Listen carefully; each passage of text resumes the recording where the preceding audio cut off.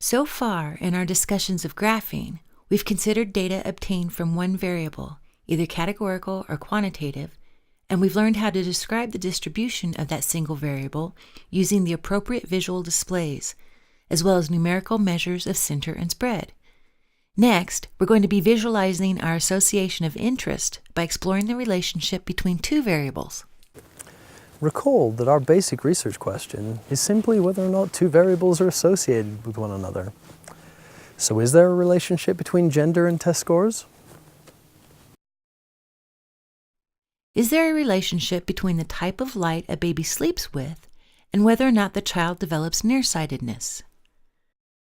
Are the smoking habits of a person related to that person's gender? Or how well can we predict a student's freshman year GPA from his or her SAT score? Before we test our own association of interest with inferential statistics, we're going to work on visually describing that relationship. It's important to understand that when studying two variables, each variable has a role to play. That is, a variable may either be a response variable, also known as the dependent variable or outcome variable, or it could be the explanatory variable, also known as the independent variable or predictor variable. At this point, I'm going to be asking you to impose a causal model on your research question. To do this, you'll need to designate which of your variables is the explanatory variable and which is the response variable. Note that we can only impose a causal model rather than actually test for causation because we're working with what's known as observational data. In other words, the data sets that we're using are based off studies where the sample is simply observed rather than being manipulated or influenced in any way, as it would be in an experiment. Even though we won't be able to be certain that the association we're testing is causal, for the purposes of exploring our question, it remains important to determine the role that each variable will play in our model. This role type classification can be summarized and easily visualized in this table. This classification system serves as the structure for the rest of this course. You'll find that not only does it help you to construct graphs, but it's also the basis for selecting statistical tools that can be used to explore the relationship of variables that you're interested in. The tools for statistical analysis and for visually representing the relationship between variables is based on the role and type of each variable, whether response or explanatory, and whether categorical or quantitative. To get the hang of this, let's go back to some examples and determine which of the role types represents each research question. If we want to explore whether the outcome of the study, the test score, is affected by the test taker's gender, we would designate gender as the explanatory variable and test score as the response variable. If we want to explore whether the nearsightedness of a person can be explained by the type of light that person slept with as a baby, light type would be the explanatory variable and nearsightedness would be the response variable. If we're examining whether a student's SAT score is a good predictor of their GPA freshman year, the SAT score would be the explanatory variable and the freshman year GPA would be the response variable. If we want to see whether a person's pass-fail outcome on a driving test can be explained by the length of time that they practiced driving prior to the test, time would be the explanatory variable and driving test the response variable. For our sample research question, we've decided that smoking will be the explanatory or independent variable and nicotine dependence the response or dependent variable. More specifically, we're interested in the level of smoking at which nicotine dependence is experienced. How do we examine the association between two variables graphically? When we graph the association between two variables, the independent or explanatory variable is plotted on the x-axis. The dependent or response variable is plotted on the y-axis. This is a most important convention to use when graphing relationships. However, before we actually construct our graph, there are a few questions we need to ask about the types of explanatory and response variables that we'll be working with. The first question is, what type is the response variable? Is it categorical or quantitative? For our sample research question, the response or dependent variable is nicotine dependence, which is categorical. Next, we need to determine how many categories are in this response variable. Since nicotine dependence is coded 1 for yes or present and 0 for no or absent, we have 2 categories in the response variable. The next question to ask is, what type is the explanatory variable? The explanatory or independent variable is number of cigarettes smoked per month. As we saw in the demonstration of histograms, this is a quantitative variable. Since it won't be visually meaningful to examine a bar chart with a quantitative explanatory variable on the y-axis when our response variable is actually categorical, before we start to graph, it's important to bin our explanatory variable into categories. That is, in order to visualize the relationship that we're interested in, we need to add some data management that will allow us to construct a C2C or categorical to categorical bar chart.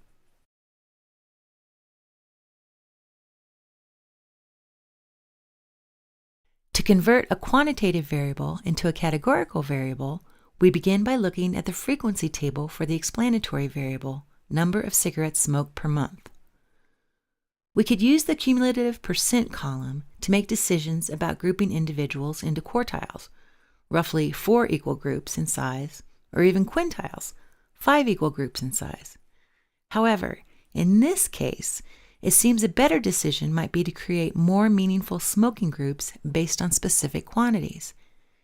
Cigarette packs contain 20 cigarettes each. We're going to create a new variable that estimates the number of packs that each individual smokes per month rather than the number of cigarettes.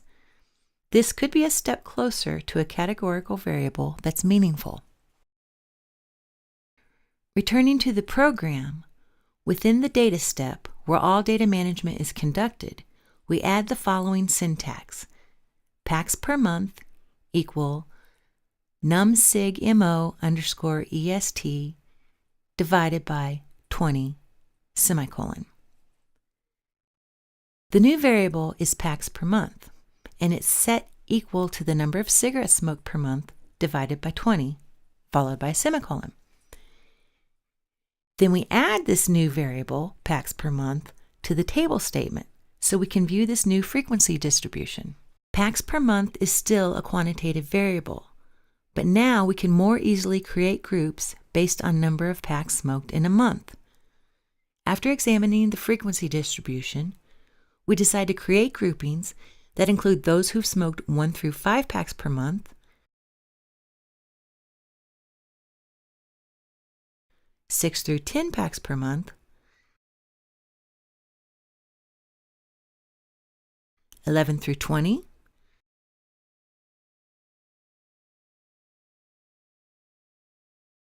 21 through 30, and then 30 plus packs per month. To do this, we need to add the following syntax to our program. Here we tell SAS if packs per month is less than or equal to 5, then pack category, our new variable, is equal to 3. We chose 3 because it's roughly the quantitative midpoint for this category. Else if packs per month is less than or equal to 10, then pack category equals 7, again, roughly the midpoint. Else if packs per month is less than or equal to 20, then pack category equals 15. Else if packs per month is less than or equal to 30, then pack category equals 25. And finally, else if packs per month is greater than 30, then pack category equals 58. Again, 58, if we examine the frequency distribution, is roughly the quantitative midpoint. Again, and as always, all of these statements are ended with a semicolon.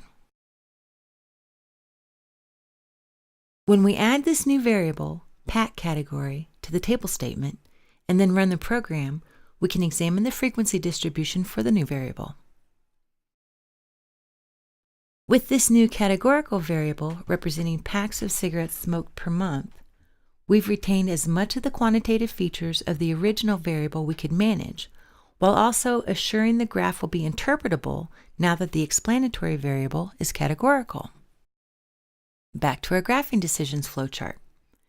Now that we've collapsed our explanatory quantitative variable into categories, we're ready to make our C2C or category to category bar chart. When graphing the relationship between a categorical explanatory variable and a categorical response variable, we use the code proc gchart semicolon vbar categorical explanatory variable / discrete type equals mean sum var equals categorical response variable and end it with a semicolon. So the exact code we'll use for our program is proc gchart semicolon vbar pack category / discrete type equals mean sum var equals tab 12 mdx semicolon. Just like the proc gchart code in univariate graphing, vbar requests a vertical bar chart. The categorical explanatory variable pack category / discrete tells SAS that we want levels of our categorical explanatory variable to be represented on the x-axis. The rest of the code in this statement provides instructions to SAS for how the response variable should be represented on the y-axis. Specifically, type equals mean requests a calculated average, and sum var is short for summary variable. So we're asking for the response variable tab 12 mdx to be displayed as a mean on the y-axis. Here's our categorical by categorical bar chart. Pack category, our explanatory variable, is on the x-axis, and this is by the rate or proportion of nicotine dependence along the y-axis. So you can see from this graph, among those smoking 1 to 5 packs a month, about 25% of those individuals are nicotine dependent. Among those smoking 6 to 10 packs a month, 50% are nicotine dependent. Among those smoking 11 to 20 packs a month, 58% are nicotine dependent. Among those smoking 21 to 30 packs per month, almost 70% are nicotine dependent.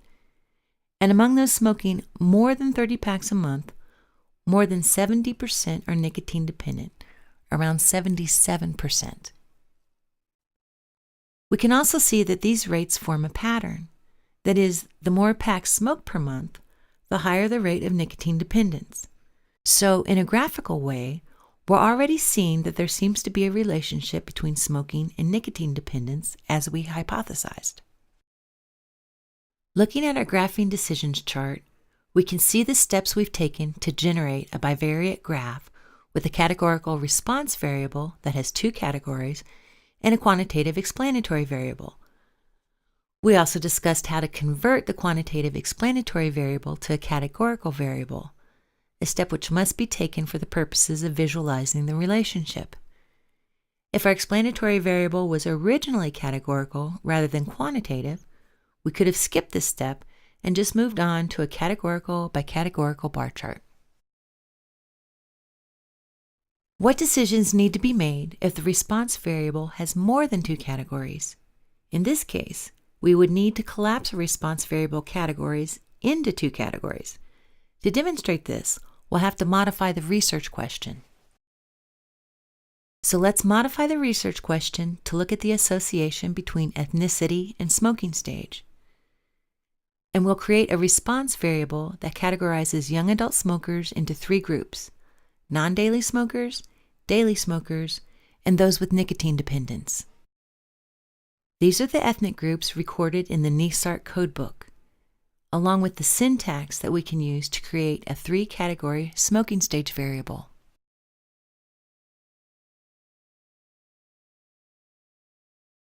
This sample can be described with these 3 smoking categories. This univariate bar chart shows that about 50% of the young adults sampled are nicotine dependent, about 30% are daily smokers without nicotine dependence, and almost 17% are non-daily smokers. However, to examine a relationship between this variable as the response variable and another, we need to collapse this to only 2 categories. To do this, we'd need to make some decisions. Here are 2 perfectly reasonable decisions that we could make. We could examine the association between ethnicity and daily versus non-daily smokers, or we could examine the association between ethnicity and nicotine-dependent versus non-nicotine-dependent individuals, thereby collapsing across these categories in some way. In either case, some data management needs to be added to the program. To collapse the response variable into daily versus non-daily smokers, we use this syntax. If S3A Q3B1 equals 1, that is, if the individual smokes 30 days a month, then daily equals 1, semicolon. Else, if S3A Q3B1 is not equal to dot, that is, it's not equal to missing, then daily equals 0, again followed by a semicolon.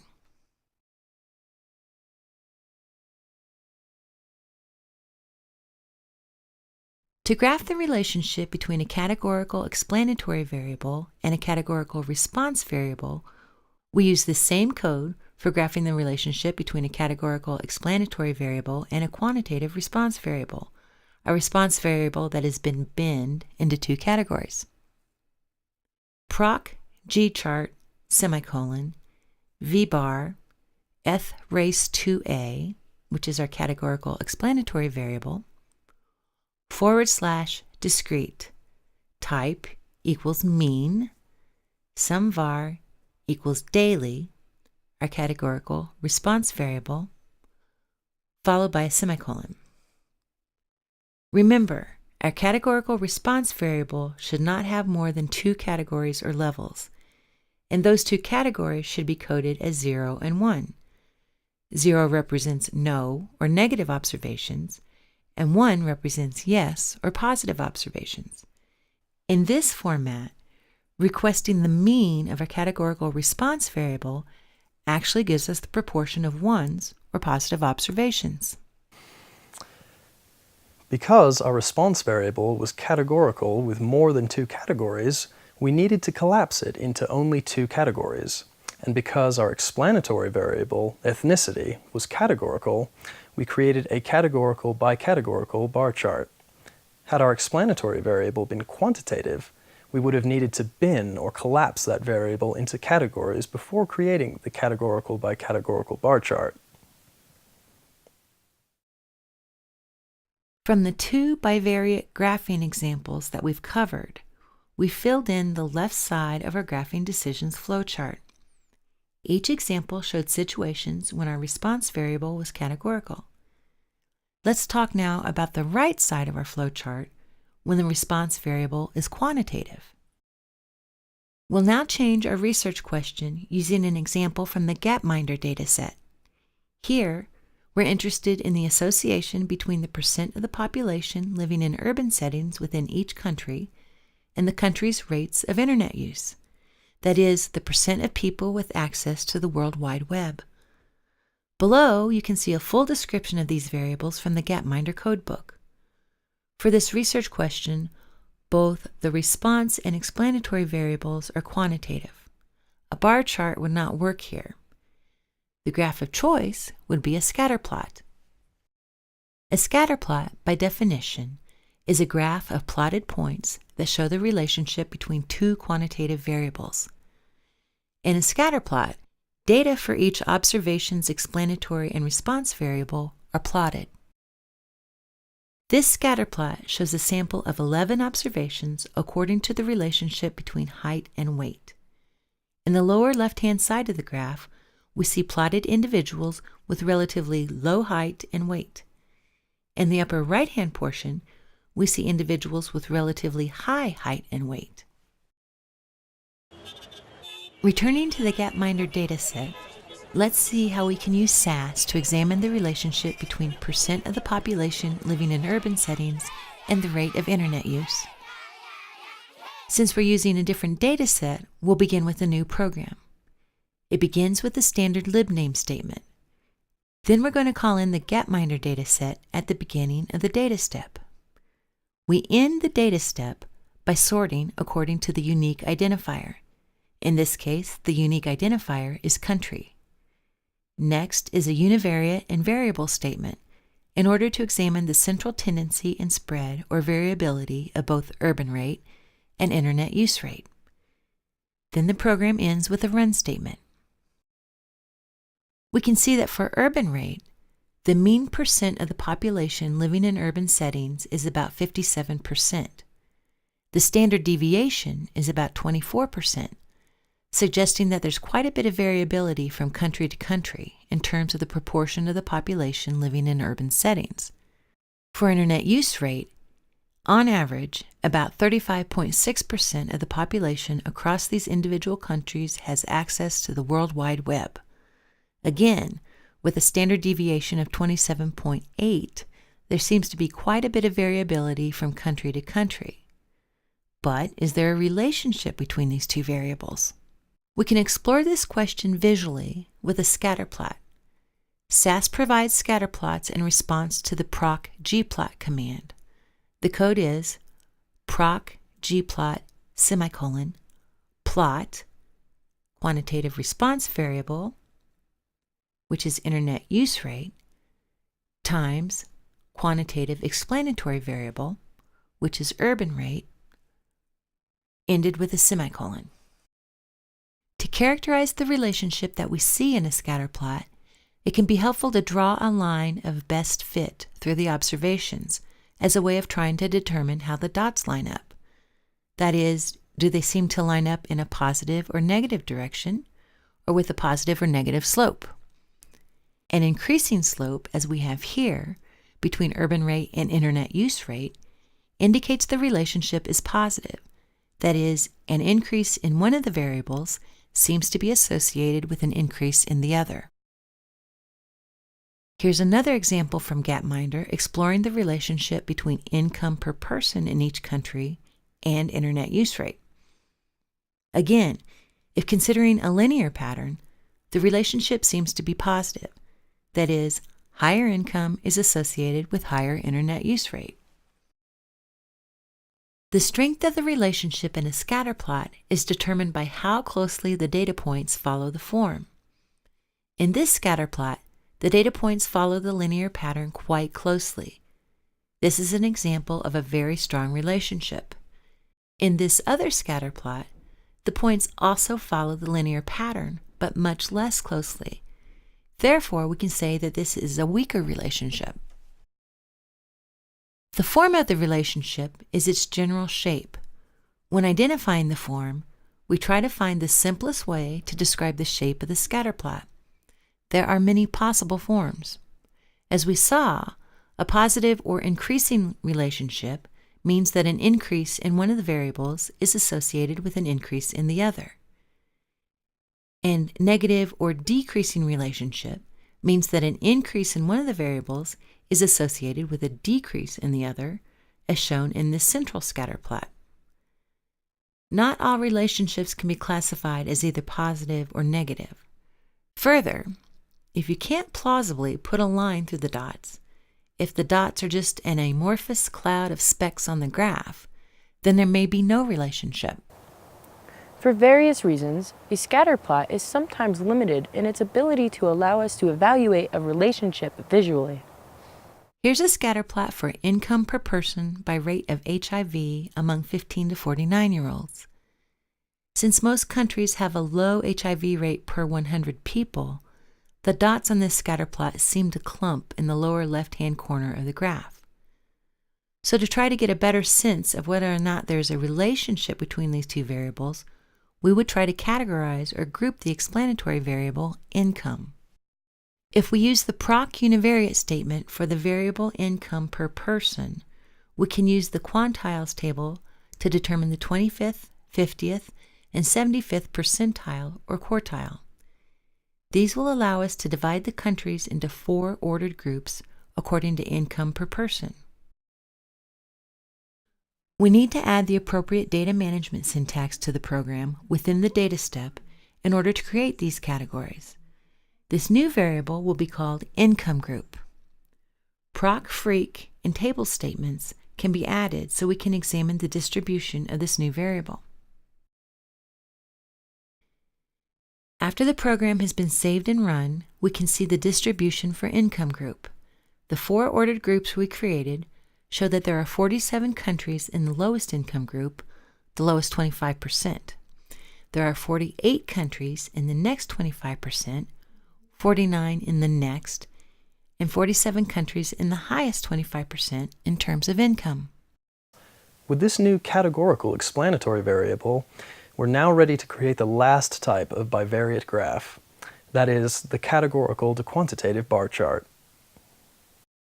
The code we will use is proc gchart semicolon vbar categorical explanatory variable, which is income group, / discrete type equals mean, sumvar equals quantitative response variable, which is HIV rate, and it ends with a semicolon. In this bar chart, while we can see clear differences in HIV rate based on income per person within countries, the relationship does not seem to be linear. Although we might have expected a negative linear relationship, that is, increases in HIV rate with decreases in income group, you can see in this graph that income group 2 falls outside of this pattern. We've worked through each type of bivariate or 2-variable graph, highlighting when and how each should be used to visualize a relationship. Now, let's just very briefly summarize. When visualizing a categorical to categorical relationship, we use a bar chart with explanatory categories on the x-axis and the proportion of our response variable on the y-axis. When visualizing a categorical to quantitative relationship, we use a bar chart with explanatory categories on the x-axis and the mean of our response variable on the y-axis. When visualizing a quantitative to quantitative relationship, we use a scatterplot, in which each observation is displayed according to the values of the explanatory and response variables. Use these basic guidelines, as well as the graphing decisions flowchart, to visualize the relationships between your own variables of interest.